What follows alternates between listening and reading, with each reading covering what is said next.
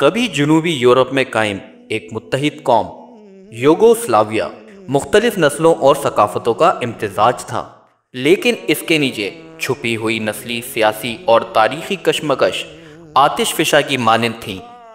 یہ ہے اس اتحاد کے بکھرنے کی کہانی کہ کس طرح یوگوسلاویا ٹوٹا اور کئی آزاد ریاستوں نے جنم لیا۔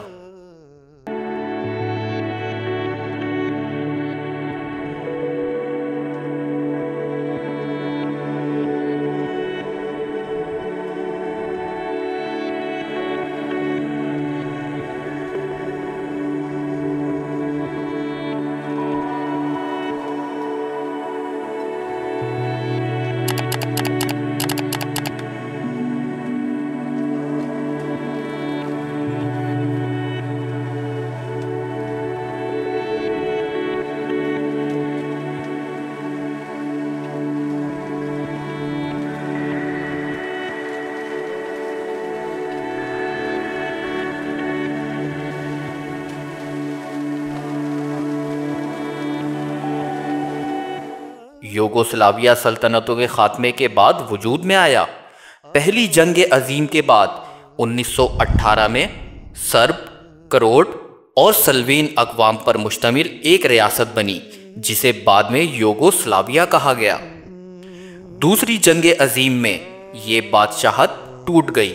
قابض افواج کے خلاف مزاحمتی تحریکیں ابھریں جن میں کمیونسٹ لیڈر جوزف بروز ٹیٹو کی پارٹی فوج نے اہم کردار ادا کیا۔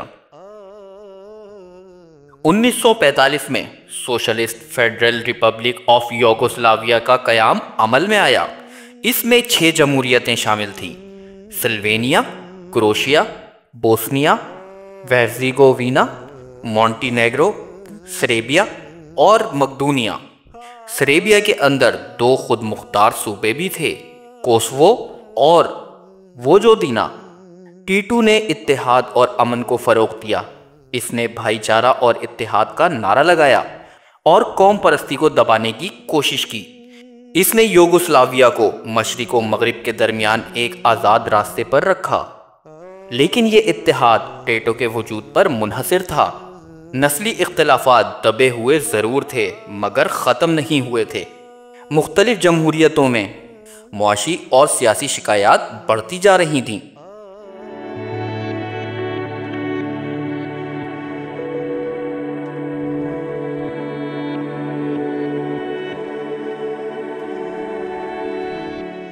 ٹیٹو کی موت 1980 میں ہوئی اور ایک خلا پیدا ہوا۔ اس کے بعد اجتماعی صدارت کا نظام قائم کیا گیا جو کمزور اور غیر مؤثر ثابت ہوا۔ 1980 کی دہائی میں معیشت بحران کا شکار ہوئی۔ قرض، مہنگائی اور بے روزگاری بڑھی۔ عوامی ناراضگی اور قوم پرستی دوبارہ سر اٹھانے لگی۔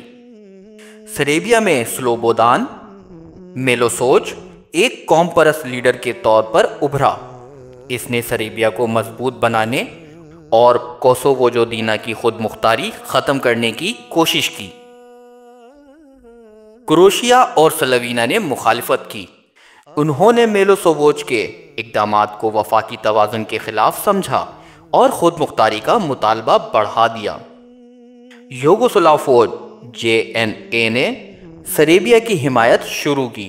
ایک غیر جانبدار فوج سے یہ ایک نسلی فوج میں بدلنے لگی جس سے دوسرے علاقوں میں خوف پھیل گیا۔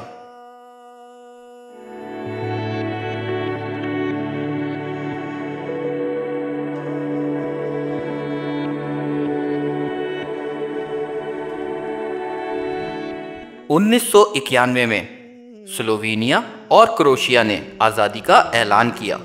سلووینیا میں 10 روزہ مختصر جنگ ہوئی جو جلد ختم ہو گئی۔ کروشیا کی جنگ زیادہ خون ریز تھی۔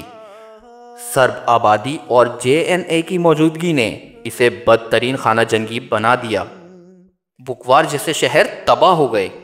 1992 میں بوسنیا وہرزیگووینا نے آزادی کا اعلان کیا۔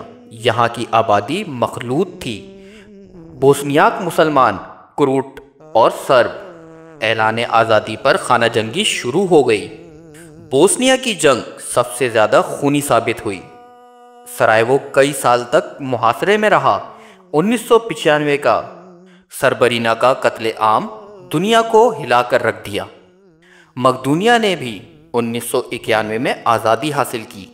ये अमल पुरअमन रहा, लेकिन यूनान ने इसके नाम पर एतराज़ किया। मोंटीनेग्रो ने सर्बिया के साथ इत्तेहाद रखा। 2006 में रेफरेंडम के जरिए इसने अलहदगी इख्तियार की। कोसोवो ने भी आज़ादी की राह अपनाई। 1998 और 99 की जंग और नेटो की बमबारी के बाद 2008 में कोसोवो ने खुद को आज़ाद रियासत करार दिया, मगर सबने इसे तस्लीम नहीं किया। 1990 की दहाई के दौरान दुनिया एक दर्दनाक तमाशाई बनी रही।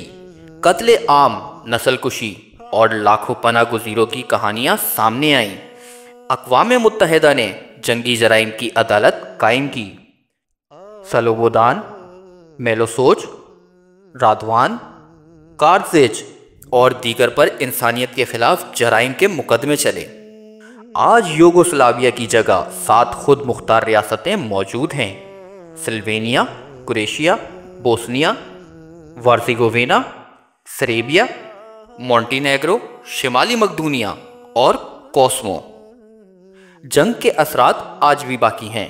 कुछ ममालिक यूरोपीय यूनियन में शामिल हो चुके हैं, बाकी अभी कोशिश कर रहे हैं। यूगोस्लाविया की टूट फूट हमें बताती है कि अमन कितना नाजुक और कौम परस्ती कितनी ताकतवर हो सकती है।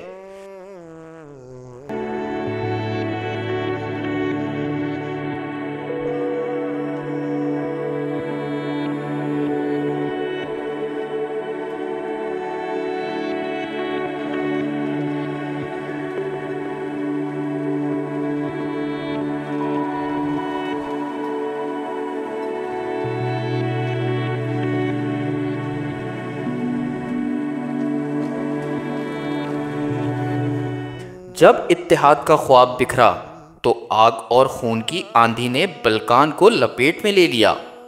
फेडरेशन टूट गई और इसकी राख से 7 नई रियासतों ने जन्म लिया।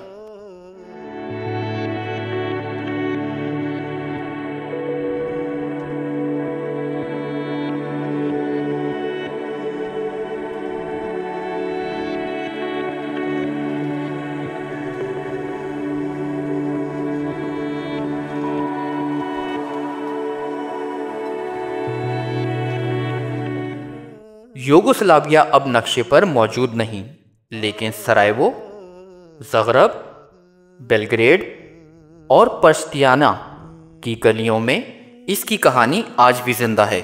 इत्तेहाद, शनाख्त, जंग और बिल आखिर आज़ादी की कहानी। इसकी बिखरने की तारीख आज की दुनिया के लिए एक सबक है कि अमन कितना नाजुक है और कौम परस्ती कितनी मोहलिक हो सकती है।